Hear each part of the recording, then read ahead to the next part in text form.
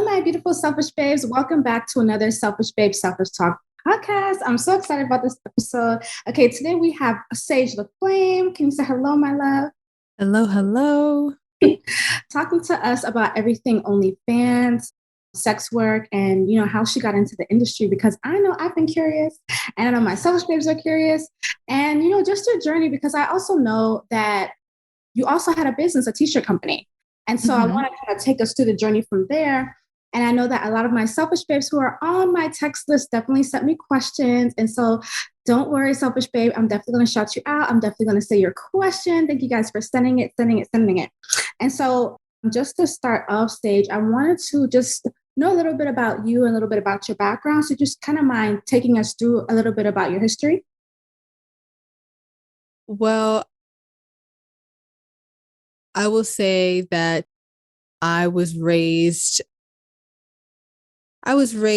in a Black suburban neighborhood, and I definitely went through a internalized anti-Blackness phase as a child. And then as the Black Lives Matter movement started taking off, I really dived into that environment of unpacking all that internalized anti-Blackness and embracing my Blackness and understanding more about social justice and activism and what everything means and how everything impacts me and how everything impacts my community, et cetera, et cetera. And then I started my t-shirt business. And it initially started because I wanted to become a yoga instructor and I didn't have any money. My parents didn't have any money right. You can't get like scholarships for like yoga. You can't do that.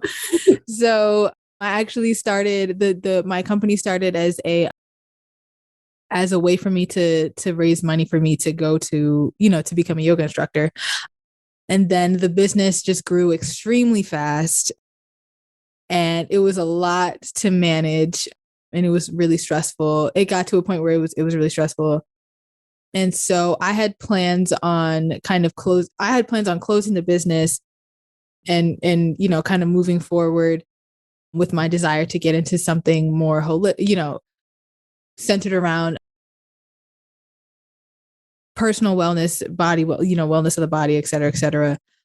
And then COVID happened. And so, right, I just had I had no option.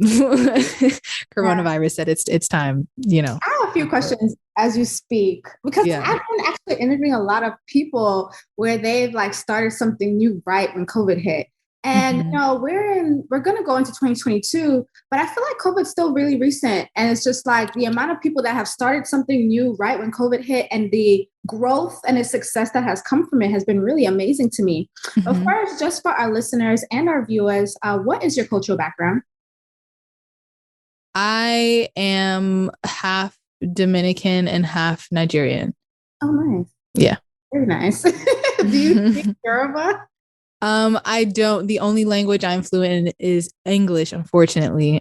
But I'm currently learning. I've definitely been way more exposed to my Dominican culture growing up. So I'm in the process of learning Spanish because my father speaks, my father's an English speaker and my mother's a fluent Spanish and English teacher, or speaker, my bad. So I didn't grow up in the house speaking Spanish. So now I'm on Duolingo every day, trying to learn Spanish. Girl, I'm trying to learn French. Okay. I took French in high school and all of college, and I still don't know it. And I'm like, my girlfriend went to go to France over the summer. And I'm like, bitch, I gotta learn how to speak French. Like now I'm like motivated. Exactly. I need to get on Duolingo. Okay. Yes.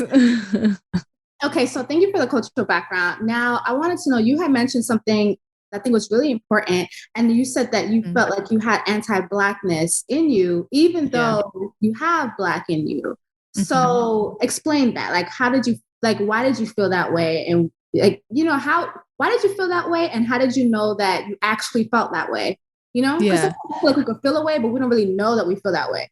Yeah. So for context, I was born in 1999.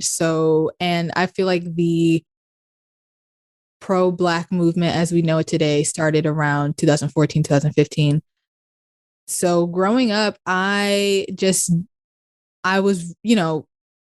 the majority of the representation that I saw in the media was predominantly white. Yeah. Everybody on TV was white. All my favorite musicians were white. Pretty much everyone that, I looked up to was white, just looking at TV, radio, etc. So I wanted to be like, my favorite musicians and my favorite actresses and, everybody that I saw in the magazine, and they were all white. And so I didn't really understand that was that was like kind of detrimental to my self-image until like I was maybe like 10 or so. And I had started going to this predominantly white private school and, just really getting into white culture. Yeah. And I grew up in Baltimore, Maryland. So in Maryland, lacrosse is a big thing. Like, there's just like there's like a staple Maryland white person. And like, I was really like interested in fitting in. Basically, that's what I was attempting to fit in. So I remember one time I still really love the band Paramore. And I remember one time I was definitely going to ask you who were some of your favorite artists growing up. And I am a Paramore fan, but I'm an early Paramore fan. I'm not into Me too. Stuff. I'm into the early stuff. And when Willow came out with, I think, one of her songs, and she had a Paramore likeness to her sound. Yeah. And mentioned that Paramore is one of her favorite bands. And I was like, oh my God, thank you for bringing them back some way. Yeah. So I remember this was back when like music choice was like a big thing and you could like stream your favorite music videos like on demand, like on Comcast or whatever. So I remember like there was this one Sunday where I was just like listening to rock music all day and like watching all these music videos. And my father was like, like, do you listen to music by Black people? Like, like, do you have any interest in the art that Black people create? And I didn't really think of much of it, but like he was really trying to like show me that, I was really, I had all this interest in like things that white people did and like really no interest towards Black people and their art and their creations. And so, as the pro-Black movement started to come about in 2014 and like, like things like, I remember on Tumblr when I used to be on Tumblr, the blackout was a thing where like there would be a day where Black people would post selfies and like it would be like this whole self-love thing, and that really was a catalyst in helping me unpack all of the ways in which I had put whiteness on a pedestal and preferred whiteness, and preferred right. I mean, growing up, like people, especially when I went to that predominantly white private school, people would question my curly hair and people would people would say, oh, your hair looks better straight. And like, all these microaggressions. Yeah. So those were all the things that kind of, breeded this internalized anti-Blackness. And then, so I feel like social media helped me unpack those things. Yeah, I love that. For me, growing up, I grew up in a predominantly Black neighborhood, went to a Black middle school, elementary school, and high school. Mm-hmm. But the Black people around me that I saw really weren't doing that well. And I did ingest a lot of white culture on TV. Like I loved Britney Spears, I loved NSYNC, I loved Backstreet Boys, and I liked a little bit Evanescence. I loved Linkin Park, Paramore, like all of that. Like high school is when I started to listen to like the hip hop and stuff like that. Yeah. Even me, I had decided that after high school, I wanted to go to college. And I knew for a fact that I did not want to go to an HBCU. And I knew that for a fact. I said I wanted to go to a predominantly white institution because I felt like I wanted to just see stuff different. And I got into Florida State University, and that's where I went. But even when I got into that university, I like began to learn about FSU through a program called the CARE program, where they really bring students of multicultural ethnicities to come into the predominantly white institution. And from being at FSU, predominantly white institution, I learned to really appreciate my Blackness. Like I knew I could appreciate my Blackness in high school and middle school. But when I got into college, like I really appreciated my Blackness because even at times, like I was taking psychology and I would always learn about what the minorities weren't doing or what they weren't measuring up to. And like Black people fall under the category of a quote unquote minority. Even that word itself is very, I got to get into that, but it's just like, I was like, well, why? Why are we the lowest things? And they didn't really have like a multicultural psychology, but when I told myself I wanted to go to grad school, I was looking at multicultural psychology programs because I'm like, there must be something different. And I had stumbled upon a Black psychology program at FAMU, which was also in Tallahassee. And I went to FAMU for grad school, and that is a predominantly Black institution. And through Black psychology and just like the historical context of Black people in America, I began to learn as to why I wasn't valuing Blackness in general. Like I didn't realize that, right, until I was at in an all white environment. And I'm like, wow, why are we like the lowest on everything? And then it wasn't until I got to an HBCU that they were able to describe kind of what you talked about, seeing like media and seeing white people on a pedestal and seeing like that's the standard beauty. Because even the beauty standard. School, I wanted a nose job when I was in middle school, and I was like, I want my nose smaller. But that's because every woman that I saw on the magazines that I was reading, you know, they weren't Black women. They were white women. They were thin. They had straight hair and they had thin noses. And I had a problem with my nose growing up. Have moved past that, don't have an issue with it anymore. But it's like the stuff that we take in on a subconscious level, we may not be able to notice. And I just want to make sure I make note to all of my selfish babes that listen. I love all my selfish babes from all the cultures, okay? But you guys know I'm a Black woman, so I'm going to be talking from a Black woman standpoint. And so I'm just really appreciative for Sage for just kind of sharing her own standpoint, having anti-Blackness growing up. And I feel like, you know, that could be kind of scary to admit being a Black person, because it's like, wait, what? I mean, but I feel like that's such a, I feel like there's no way that I'm alone in that experience. Like, you know, that it's such a common experience. And even like you mentioned, like, going to a predominantly Black school, like I had that experience going to a predominantly Black middle school. And even then, and this was after I went to a predominantly white school, going to that predominantly Black school, I noticed that people put my light skinnedness on a pedestal. And I thought that was weird. You know what I'm saying? So like all of these things led me to realize that I have internalized Blackness and I need to unpack it. So I have luckily successfully unpacked it. But yeah, I don't think that I'm alone in that experience at all. No, I agree. I said, well, honesty can do for you, boy, because that's honest. And you had mentioned your business. So I'm guessing you're 22 right now. Is that right? Mm-hmm. Okay, so when did you actually start the t-shirt company that you had started? I was 17. So you were really young. Wow. Because I remember that company, and I remember it blowing up. And I have my own business as well called Goddess Detox. And I just kind of remember seeing your company around. And so I'm like, oh, I didn't know like how young you were when you started.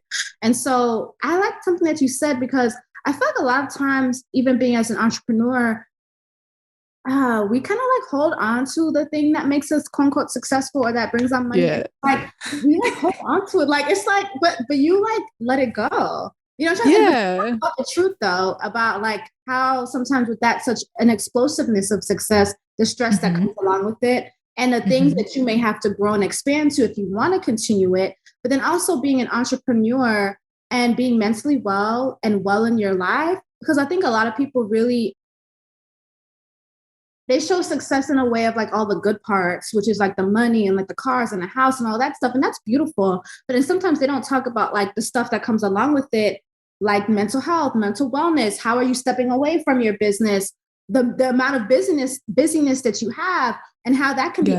Because even for me, I told myself, like for me, for my success, I still very much see wealth as a part of my life, but not success in a way that makes me that extremely busy person that if you're having a conversation with me, I'm always on my phone, or I just don't have time for people in my life. Like, I don't like that type of success. I think it's very toxic. I think it's very unhealthy. And I think that we can get very mentally unwell. And so for you had stepped away. Now tell us about that. And like, how was that for you to step away from that?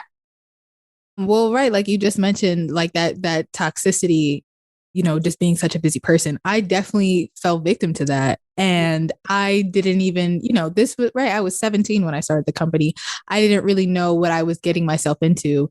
And I will say that I'm extremely thankful for that entire experience, because it has taught me a lot. And it has taught me a lot, you know, just managing any type of business or any type of entrepreneurial journey moving forward.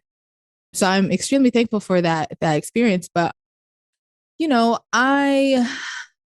like I said, like I started the company because I wanted to be a yoga teacher, and the company exploded so quickly And I really did do my best to maintain it. I really did. But it just got to a point where I just decided I'm not going to kill myself and, destroy all my personal relationships and destroy my personal wellness to maintain this, because it's just not beneficial. And also I felt like my company had ran its course, like, because, my t-shirt brand was social justice messages, boldly imprinted on the chest or on the shirt or whatever. And I started in 2016, and I felt like it had made its impact where, the whole point of the brand was basically to get out a message and start conversations. And by 2019 and by 2020, I felt like that, conversations were already going, like now it's the next step. Like, what are we, now the conversation is going, what are the actions that we're going to take? And I felt like, selling these t-shirts, like it had its purpose in social justice. And now it's time to do something different. Now it's time to move towards actionable items and stuff like that. And I just didn't think the world needed, social justice t-shirts anymore. Now we needed action. Like, you know what I'm saying? So all of those things together, I think it made sense to me that it was time to move on. Okay. And did you end up selling, or did you end up just closing out? Yeah. So I just ended up closing out. The timing was pretty cool. Like, everything kind of lined up. Like my lease was expiring at the time because I had a whole warehouse. I was managing a team. Like it was a lot. Like, I understand. Like we just got our warehouse a few months back. I have a team now, but to make even that leap, I didn't want to do that. I didn't feel like I wanted to. I did it, and I feel good about it now. But the amount of pressure and stuff that I'm like, oh wow, now you're like responsible for people's salaries, things like that. It's a lot. It is a lot. Yeah. So, our lease was expiring at the time, and so we just kind of closed out. Okay. And then now COVID hits, and how did you get into OnlyFans? So honestly, I had been dabbling in sex work literally since I turned 18. I had always had, since a very young age, I had always had a fascination with sex, sexual energy, the reasons why people are so weird about sex, and why, in the West, we're so like, we like to tiptoe around sex, and sex is so much in the shadows. Like all of this really fascinated me from a very young age. And so as soon as I turned 18, I started dabbling in selling nudes. I think Snapchat was my first, thing that I did. And then I want to say in 2018, I consulted with a sex worker in Miami who was successful on OnlyFans and still is successful on OnlyFans. And she was like, yeah, girl, like Snapchat is cute and everything, but you need to like get with OnlyFans. It will help you organize and streamline what you're trying to do, which is, selling nude content online. So I took her advice and eventually started my OnlyFans in 2019. But then I started to take it more seriously in January of 2020. And it's just been it's just been on the up and up ever since. Yeah. I think I just remember your post on social media, and I don't think I was following you at the time. And it was just like a video, and I think it was like a girl on girl video, and it was like a really well done, high quality. It was a high quality. Thank you. And I think that's like, I'm like, oh, like I don't know if that helped. I'm pretty sure that helped in terms of the marketing of getting people on your OnlyFans, but that's definitely did. Yeah. So, but first, before we get into that, I have a question, because I think I remember you talking about a past sexual assault. Is this true? Yes. And that I don't know if like OnlyFans helped to heal this for you or what, but do you mind taking us through that? I just remember you mentioning it, and I kind of wanted you to kind of talk about that, and like maybe how like OnlyFans or sex work helps you like heal or something like that through it. Yeah. So I experienced sexual assault twice, unfortunately. One was before I even started OnlyFans, and it was kind of like a situation of sexual coercion. And the latter was when I experienced, it was a photographer, and I would like to out him. So his Instagram or his Twitter handle was Real Baddies. I know it got deleted, but I did make a post about it maybe like around March or April. And right, like I mentioned in the post, he's largely irrelevant. Like it's not like he's like a big time like photographer or anything. And he's based in Atlanta. But he does, his efforts to work with new people are he makes efforts because he has no one to work with. But to answer your question, I think that especially when I first started OnlyFans, I mean, it still is very much so a safe space for me to explore my sexuality and to, express my sexuality. And so I don't think that I have ever viewed what I do as a way to heal from those things, but I do think that it is a helpful safe space just in general, just like, just expressing my sexuality in general. Like, right, for example, I did my first MMF threesome on, as a shoot. For the people that don't know the lingo, what is MMF? I just want to make sure we clear. So it stands for male, male, female. Okay. So yeah, I did my first male female threesome as a scene for OnlyFans, and that was so much fun. Like literally, that was like I had a blast. Like I put the whole thing. I didn't put the whole thing together. Like it was it was a collaborative effort. But like I was able to decide who was going to film it, who was going to be a part of it, and it was just so much fun. And I'm so glad that I had that space to do that. So yeah, I don't think it's inherently like a healing thing for that reason. But it does help. It does help provide a space for me to explore my sexuality that I really enjoy. I like that. And like for you, okay, so well, for some people, everybody's experience is different. I've heard that for some people that have experienced sexual assault, that it's hard for them to even want to do sex again. And so for you, how was your experience in continuing to do sex? That is a good question. I will say that everyone's experience is different. Everyone's response to their trauma is different. I will say, like, literally after the most recent situation with my sexual assault happened, I, like, maybe a few days later, I hit up somebody that I reached out to somebody that I have sex with off camera. Yeah. A personal relationship of mine. And I approached the sex that we had and that we continue to have as a space and a way for me to cultivate the sexual experience I want and I desire. So, I didn't like that thing happened to me. And then my approach to sex is, this is my time to cultivate sex exactly how I want it to happen. So, and this is my space and my time to have really great sex. And I'm going to use this opportunity as a way to make sure that I continue to associate sex with a positive, view. Yeah. So I'm definitely, like, how I've continued is I'm more mindful of using sex as an opportunity to have very positive and healing experiences. I like that. I was like, I know you may not define it as healing, but the way that you associate it even after the fact, I think could be a very healing method, because just like thinking about, well, I want to still have good experiences with sex and I want them to be experiences that I enjoy. And so it's like, you have this person that I assume that you feel safe with having sex. So it's like, okay, let me continue to cultivate these good experiences. So I think that's beautiful. Yeah. Oh, now just give us a little rundown about OnlyFans, how it grew, what you do, how it works. And I have my questions I'm going to answer along the way. Okay.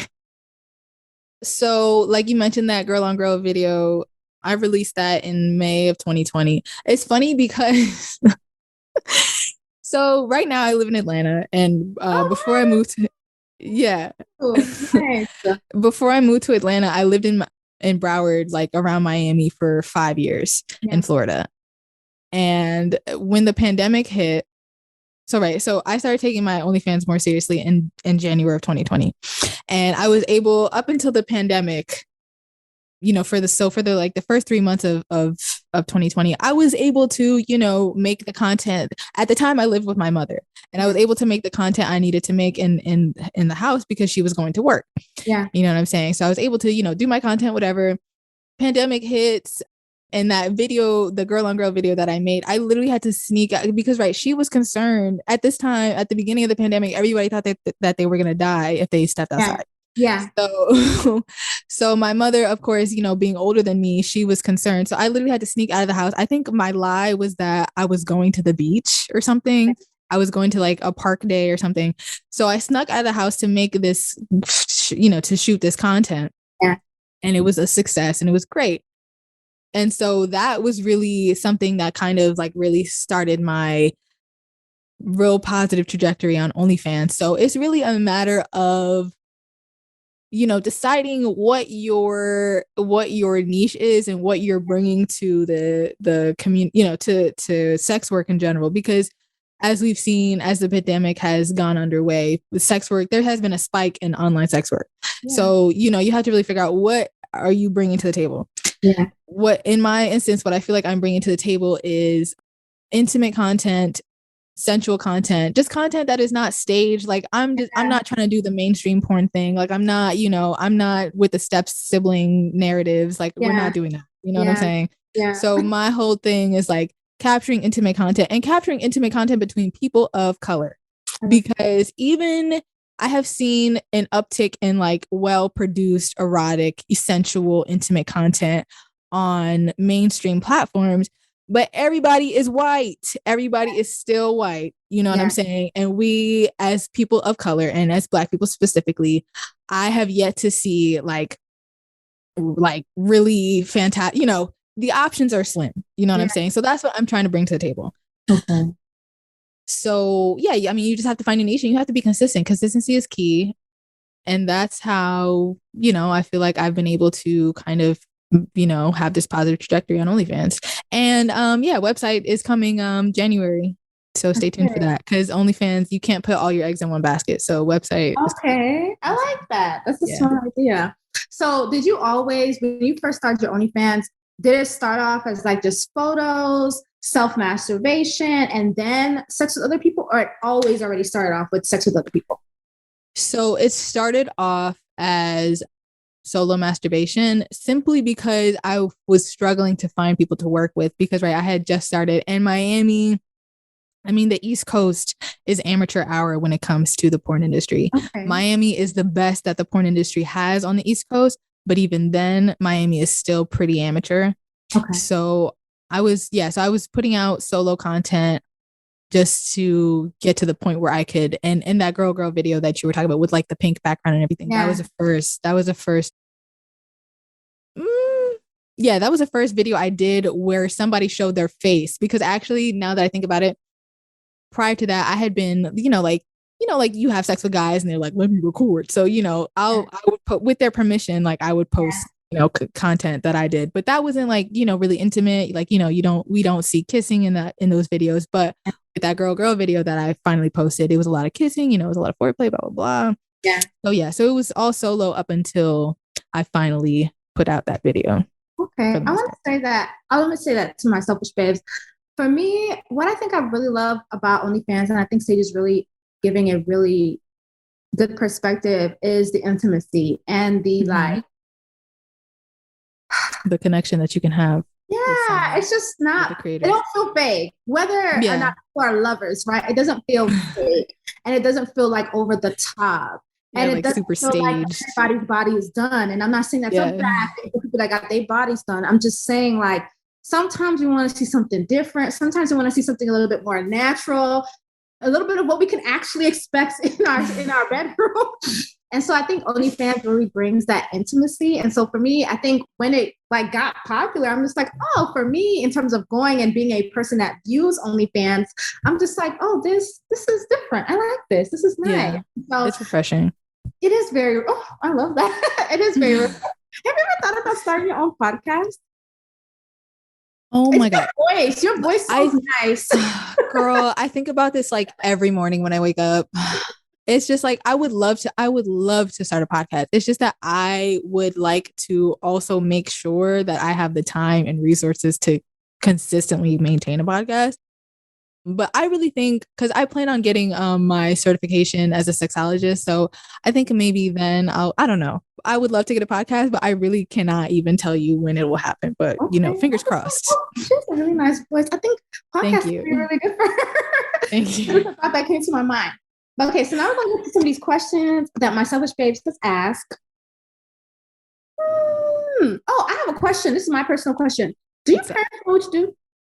Yes. So my mom has known, because mind you, right before the pandemic, like I started, like I said, I used to live in Miami with my mom, and I was a stripper for 3 weeks. And the reason why it was cut short is because the pandemic started. So, you know, my parents knew that I was stripping. And then, let me see, my mom found out first. I want to say she found out probably when I moved out, is when she found out. Because, she was like, how are you going to support yourself? And I'm like, girl, I guess this is, I guess this is the time where you have to find out. Because she had no idea what I was doing. This is what's going on. So I told her, and, she's like a devout Christian woman. So like at first she was kind of judgy, but now she's like, God would want me to love you. So I'm going to just unconditionally love you. You know what I'm saying? And my father, on the other hand, he just found out in September because I was featured on NPR, and I was like, hey, Dad, listen to this. That's how he found out. That was the way. So did you listen to it in front of him, or you had him listen to it separately and then come to you? Yeah, so it was a live radio broadcast. So I told him to tune in at a certain time. And then actually, it just so happened that same day, like later that day, I was going to visit him in Chicago. So I landed, and then we had a conversation about it. And really, he just wanted it. It went surprisingly well, to be honest. He just wanted to know like what certain words mean, and like, why I have chosen to do something that is so socially unacceptable. And I thought that was a funny question, because my father has always been an entrepreneur, and he's like the epitome of doing things without giving a shit about what anyone else thinks about it. Yeah. So I was like, I'm your daughter, just think about the fact that I've inherited half of your genes. So there's the answer to your question. But yeah, the conversation went well. My mother also listened to the NPR episode, and she called me and she was like, you're so smart. Like, you're very well spoken. Like, I'm so proud of you, blah, blah, blah. And that was honestly really touching. That's really beautiful. I love that. And the reason I asked, because it's like, yeah, when we be like grown adults, but it's like, our parents knowing certain things about us could feel a little scary, or telling them, especially like, I feel like sex work, and so like, that's why I wanted to ask you, well, do they know? And like, how is their reaction? Because I know that my SelfishBabes did not ask, but I know that was my question. Like, well, let's say that anybody, it's just like, well, what do you tell your parents that you do? Do you lie? Even if you do lie, what do you tell them? And if you don't lie, like, how did the conversation go? So I'm glad you're able to tell us that you actually told them after some time. And then and I think that's beautiful, because you can continue to show up as yourself to them without hiding something. Yeah, facts. All right, so this is some of the questions that some of our selfish babes have asked. Okay, so one person says, her name is Rena. How can you get started if you're a shy person? That's a great question. The beautiful thing about online sex work is that you don't have to be live if you don't want to be live. Like, you can go live on OnlyFans, but you really don't have to be live.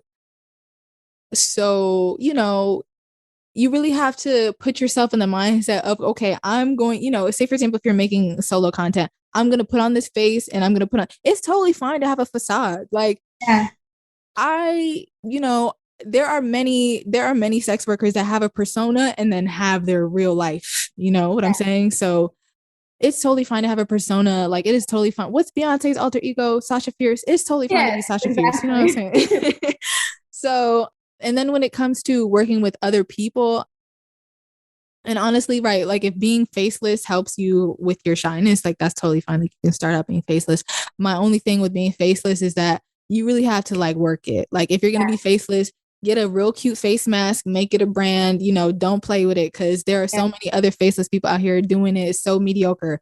Do not be mediocre. So Sage the Flame says, don't be mediocre. Okay, don't be mediocre. And then when it comes to working with other people, it's especially for women, it's kind of hard out here for a pimp. You know what I'm saying? Like, men kind of suck.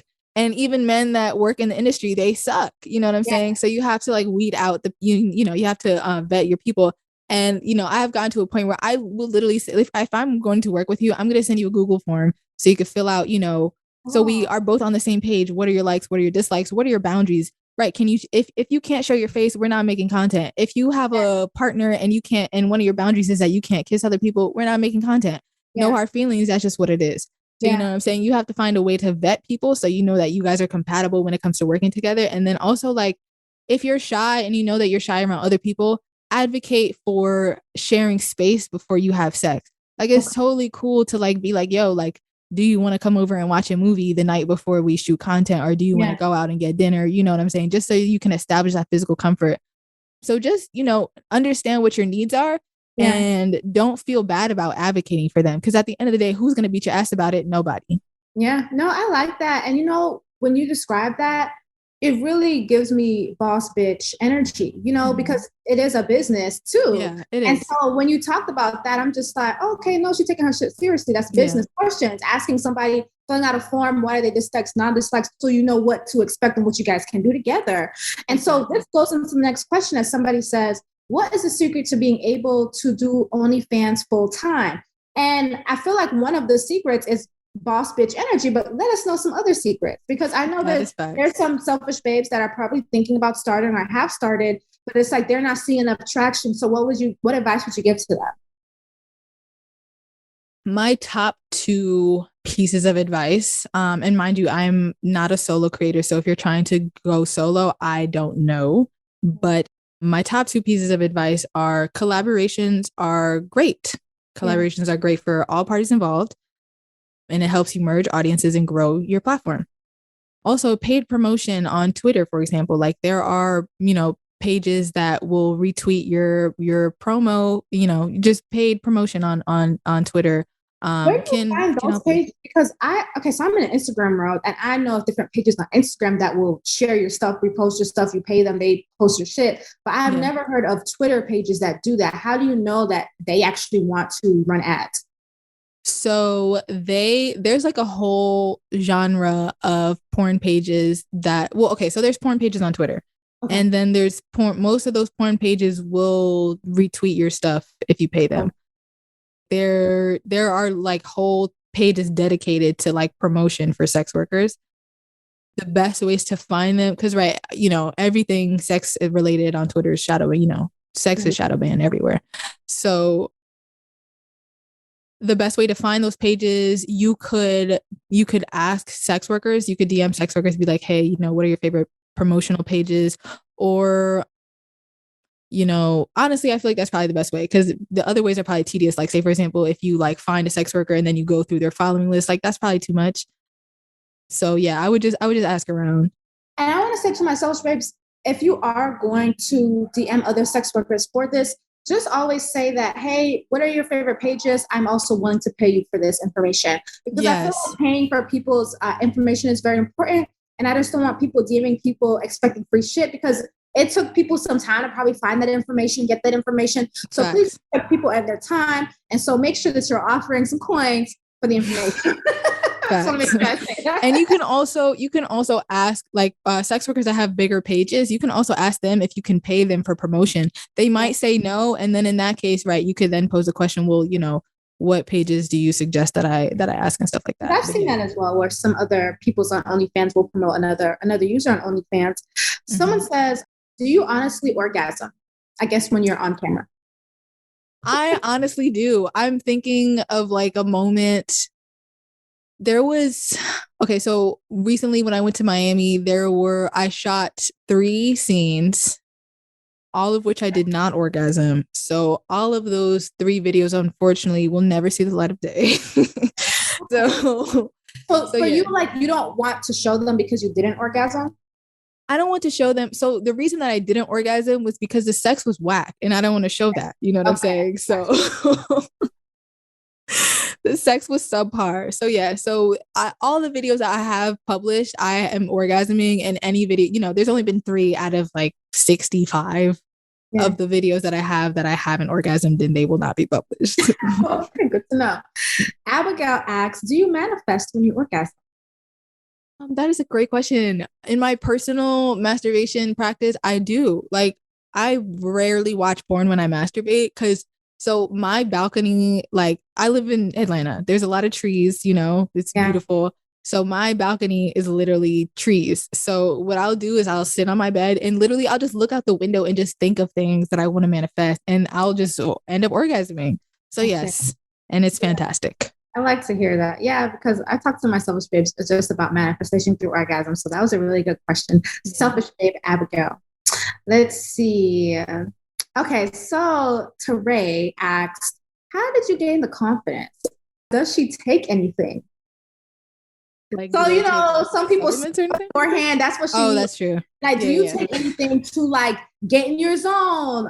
But how did you gain the confidence? And she says, do you take anything? And it's that emoji that has like the sweat coming out. Like she was never asked that question, just so you know, but she did ask. So I'm going to answer the do I take anything question first. The answer is no.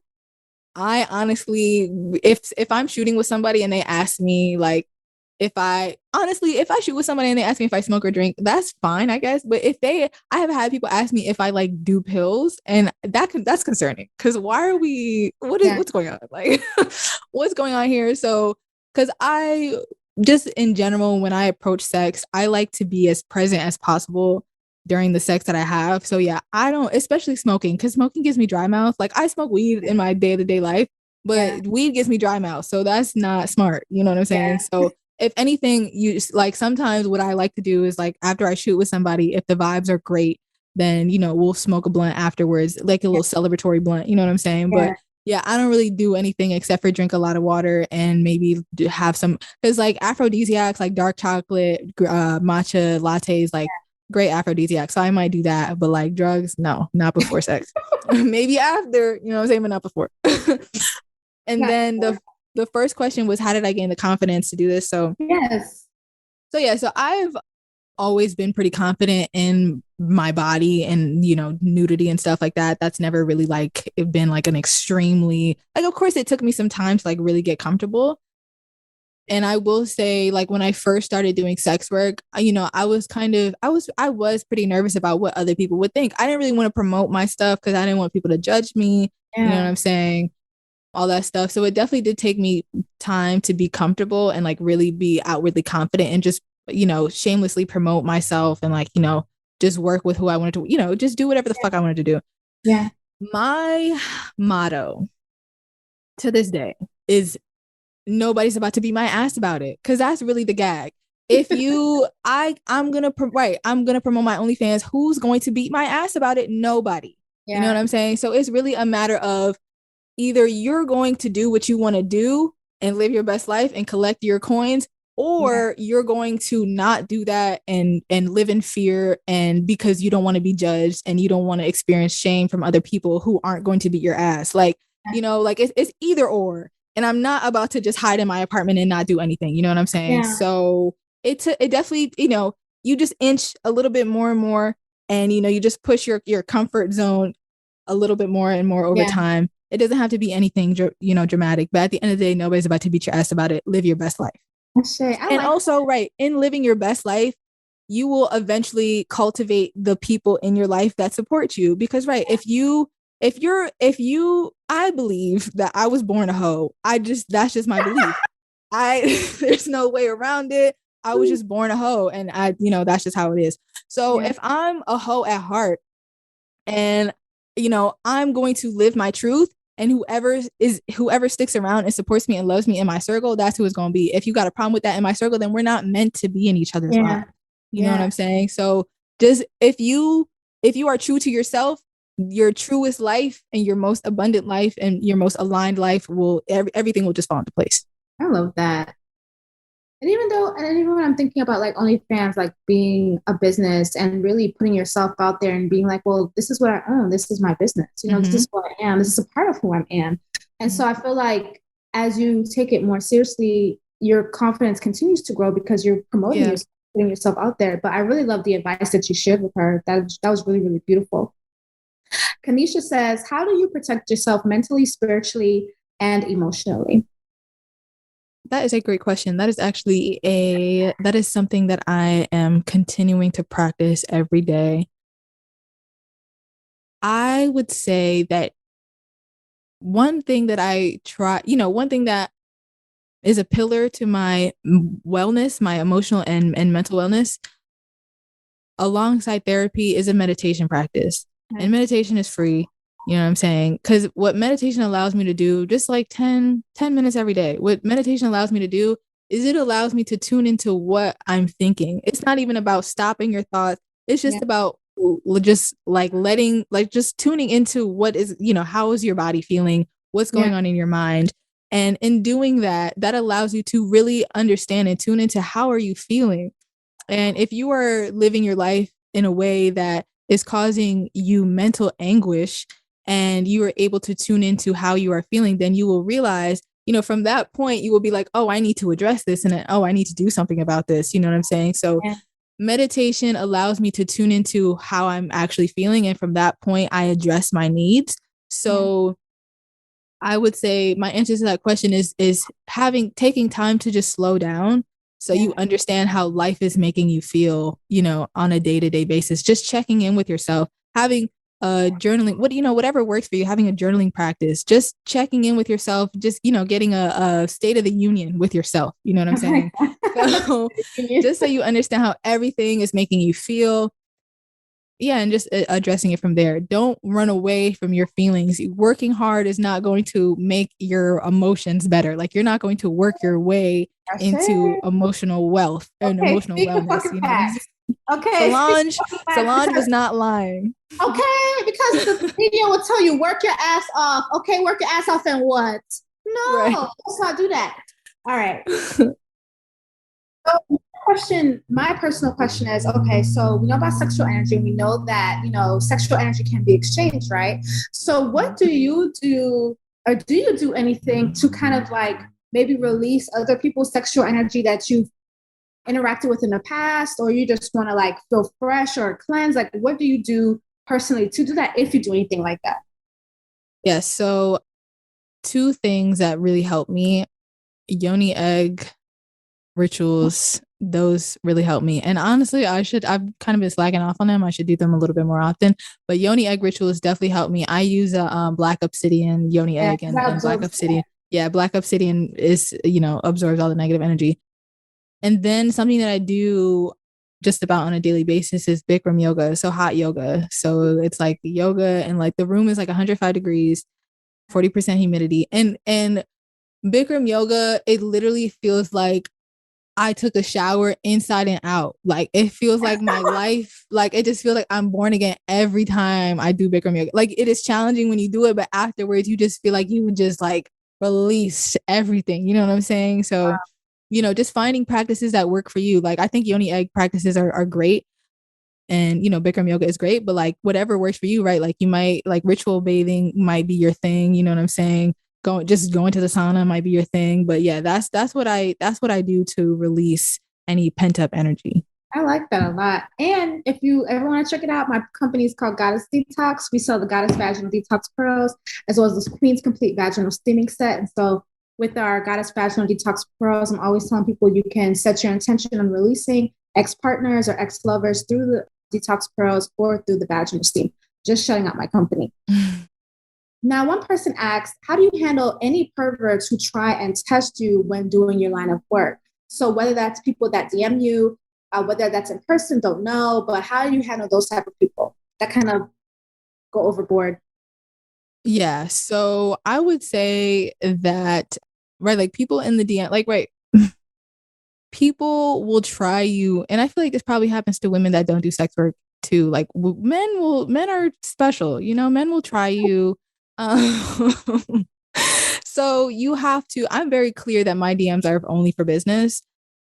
And, I have like my responses ready to go. Cause some people, right, some men will just try to slide in your DMs to just have a conversation with you, or because they think that they are so fantastic and they think that, they should take you out for dinner and you would love to go do that for free. Like, no, you know what I'm saying? So I already have my responses ready to go, like, making sure that I keep people on track. Yeah. And then, so honestly, that's not even really the biggest like concern of mine. Cause I might, waste 5 minutes a day on that. Like, it's really no big deal. My biggest concern, and I feel like probably the biggest concern of women in the sex industry is, you know, people that they might encounter in person. And for people who do porn like me, like videographers and photographers, and maybe even like other male talent, like I've heard stories of like men who are in the porn industry that will, you know, try to have women meet up with them outside of work and like, you know, go on their own vacations and stuff with malintentions. So that's definitely, I've never come across that personally, but I've heard other stories, and that's something to watch out for. But yeah, photographers and videographers, like I have so many photographers in my DMs trying to take pictures, and I have no interest in that. Yeah. Like, because that can really, especially if they're trying to get you in a private space, like if they're trying to shoot with you outdoors, the risks are lower. Yeah. But if they are trying to shoot video or photos of you inside of their own home or a home, that's when the risk can go up. So at this point, my rule of thumb is I only shoot with female photographers, or if you are a man, I need to hear, you know, who have you worked with? I need references, like your portfolio needs to be fire. You know what I'm saying? Like, are we shooting outside? Like, I'd rather do that. You know what I'm saying? Yeah. And I'm also taking upon myself to learn my own photography and videography skills. Like I'm planning on, when I move to Las Vegas, I'm planning on going to film school, because I am so tired of seeing people with these bright ass lights. And trust me, I've made the same mistakes. These bright ass lights and these crazy ass shadows. You know what I'm saying? So I'm going to, you know, take it upon myself to learn my own camera skills. But yeah, it's in-person interactions like that I'm most weary of. And I have definitely at this point taken precautions to make sure that situations like that, you know, I'm not in danger. You know what I'm saying? You know what I really like about you, Sage? I feel like you're a person that will live so many lifetimes in one life. Like for real, because you did. Thank you so much. I moved to I think you said Las Vegas and going to film school. I was just like, girl, I love to hear that because I feel like, you know, like you still show passion and different interests, and you do it. And it's like, it's not a box. Like I don't feel like you box yourself in, even to even like stop your really successful business and then going to something else, and then like now talking about something else. And even you talked about sexologist, becoming a sexologist. So all of that, I'm just like, wow, like I just feel like you're a person that lives so many lifetimes in one life, and I think that's beautiful. Because one thing I love to welcome, one thing that I really talk about to my selfish babes and self-love is like really knowing who you are. And I feel like, you know, every day we get the chance to learn more about who we are, and we're not just like who we are and who we say we are and that's it. It's like, no, we have like moments to like unfold and unlearn more and more about who we are. And it's not just this stagnant one thing, or, oh, find your purpose and just do that one purpose. It's like, no, there's just so much to a person. And so I just feel like you like explore all of that. And I like that. Yeah, no, I'm wilding out. This life, I'm wilding the fuck out. I'm doing whatever the fuck needs to get done. I like that. And then my last question that I have for you, Sage, is, do you have a partner, a romantic partner, and have you tried romantic partnerships while doing OnlyFans? And how has that worked out for you? Because some of my selfish babes are wondering, well, if with OnlyFans, do you have a sexual, like a lover, like a significant other, and how are they taking it, and how does it work? So I honestly, this entire time that I've been taking OnlyFans pretty seriously, I have not really had my sights set on having a romantic partner up until recently. It just hasn't been a priority of mine, just because I had my, you know, just establishing myself as a person was more important to me. I do have many peers that have romantic relationships, and usually they're with other porn performers. So, but I feel like at this point, like I just started therapy. So my priority right now is, you know, continuing to grow as a person through therapy. And then I'm honestly on the market for a girlfriend. Like I would like to have a girlfriend that also is in the industry, right? Like if I were to have a lover, I would want them to also be a sex worker. So, you know, that's not like a main or like if I, you know, if I see some like, like I recently just went to Carnival, like I shot my shot, like, you know, like I let it out, you know what I'm saying? And it was fun, you know what I'm saying? So like, I'm definitely one for casual encounters, and I really enjoy casual encounters, and I approach those casual encounters with a lot of respect and a lot of reverence. because right, just because I'm not trying to marry you doesn't mean we don't need to respect each other. You know what I'm saying? Yeah. So, I've just been, pretty casual here and there. But as I get into therapy, I would like to, right, be on the market for a girlfriend and secure me, a wife, in the industry. You know what I'm saying? So, to all the baddies in the industry, if you hear this, hit me up. Be out here. She's not playing. She's being for real, y'all. Right. I'm being for real. We healing, okay? On social media, and at that time I had a boyfriend, and I had posted on social media, and I was basically requesting a partner, but a female partner. Mm-hmm. And that's how I met my girlfriend. And so we're together. Cute. So that's love that. Serious, so for real, hit her up. Yes. What will happen? But why did you say that preferably somebody in the industry? Is it more so because they understand? I think it's because they understand. And also, like I mentioned before, one of my big things about the content that I create is I really want to capture intimacy on camera.